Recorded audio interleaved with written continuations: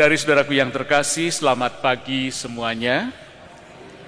Saudari-saudaraku yang terkasih, hikmat kebijaksanaan diperlukan bagi kita untuk melihat jalan hidup kita dan untuk menunjukkan jalan menuju kebaikan kepada orang lain atau sesama kita. Saya kira ketika kita memutuskan pagi ini untuk mengikuti perayaan Ekaristi ini, meskipun mungkin kita merasa, waduh enak tidur dan segala macam, apalagi Bandung seharian ya diguyur hujan kemarin itu sampai tadi malam, ya pasti enak tidur. Dan memang banyak orang yang mengatakan, waduh enak nih hujan, ya pasti enak tidur. Tapi ketika Anda memutuskan dalam rasa nyaman itu untuk, ayo kita pergi misa, itu saya kira juga menjadi bagian dari kebijaksanaan yang kita bangun di dalam kehidupan kita. Ini adalah bagian dari bagaimana kita juga membangun kesetiaan dalam kehidupan iman kita. Saudari-saudaraku yang terkasih, bacaan pertama hari ini mengajak kita untuk berjaga-jaga guna menemukan kebijaksanaan atau mencarinya pada saat fajar menyingsing. Kristus adalah hikmat yang dipersonifikasikan.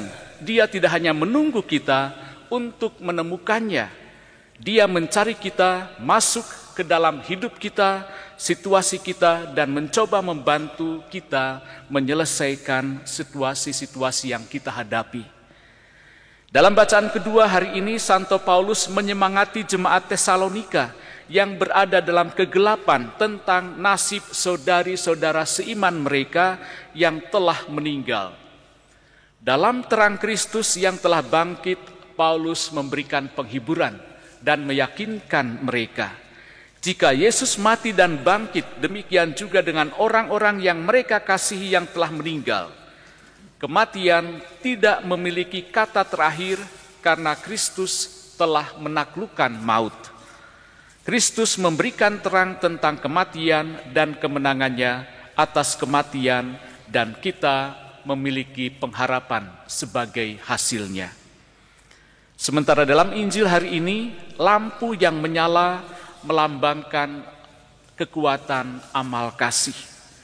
Gadis-gadis bijaksana tahu bahwa penantian mereka itu akan lama atau setidaknya tidak jelas ya tentang waktu kedatangan mempelai laki-laki.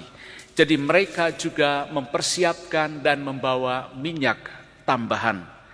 Mereka melihat lebih jauh dan membuat suatu rencana yang baik. Sementara gadis-gadis yang bodoh mungkin tidak melihat lebih jauh dari pesta yang ingin mereka ikuti dan nikmati. Tetapi pesta itu hanyalah salah satu bagian dari apa yang diharapkan oleh mereka. Pesta perkawinan dalam perumpamaan hari ini adalah gambaran dari surga. Gadis-gadis yang bijaksana terus menyalakan cahaya dengan bahan bakar amal mereka. Kasih kepada Kristus dan kasih kepada orang lain di dalam Dia, ini menjadi usaha-usaha kita untuk tetap menyalakan pelita kita. Dan cahaya itu tidak hanya menunjukkan kepada mereka jalan yang harus mereka tempuh, tetapi juga kepada orang lain. Peran mereka dalam pesta pernikahan menurut adat istiadat pada waktu itu adalah untuk menyambut pasangan pengantin baru di rumah mempelai laki-laki setelah pernikahan. Itu adalah tanggung jawab mereka. Maka memberikan minyak mereka berarti melalaikan tanggung jawab mereka. Tidak ada cukup minyak untuk 10 lampu. Ketika gadis-gadis bijaksana ini tidak memberi minyak kepada gadis-gadis yang bodoh, bukan karena mereka tidak baik hati, tetapi mereka menghadirkan suatu kebijaksanaan. Nanti tidak cukup untuk kamu, juga untuk saya, untuk kami. Gadis-gadis yang bodoh ingin menarik gadis-gadis yang bijaksana ke dalam kebodohan mereka dengan meminta minyak dari gadis-gadis bijaksana. Kita melihat hal ini terjadi di banyak wilayah atau area di dalam kehidupan kita sendiri.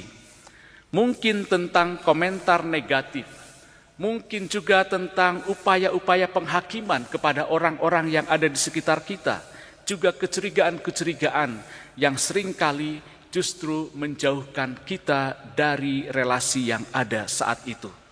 Kita kekurangan kasih dan kita ingin menyedot orang lain dengan berpikir bahwa hal itu akan menyelesaikan masalah kita. Tetapi akhirnya ternyata tidak. Saudari-saudaraku yang terkasih, kasih kepada Kristus bukanlah komoditas yang dapat diperdagangkan. Kasih itu bersifat sangat pribadi.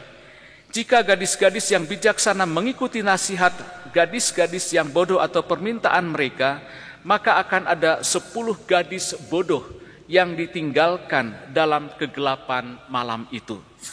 Yesus mengajarkan kepada kita hari ini bahwa pertanyaan yang sebenarnya bukanlah seberapa banyak yang harus kita lakukan, tetapi seberapa banyak yang dapat kita lakukan.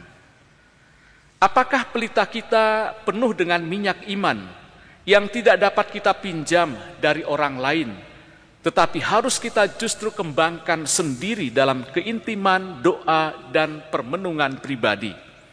Apakah kita menjaga agar pelita itu tetap menyala dengan bertekun dan bertumbuh dalam kehidupan doa kita dan terus-menerus mempelajari Kristus dan ajaran-ajaran gerejanya, sehingga kekuatan kasih yang kita bawa dalam hidup sungguh menjadi pernyataan kasih Allah bagi sesama.